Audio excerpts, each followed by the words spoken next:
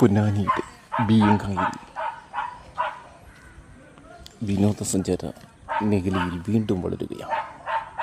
ഇത് കണ്ടു, പൊന്നാനിയുടെ ബീയങ്കായലിലോരത്ത് വീണ്ടും ഉദിച്ചുയരുന്ന ഒരു വികസന പ്രവൃത്തി കണ്ടില്ല.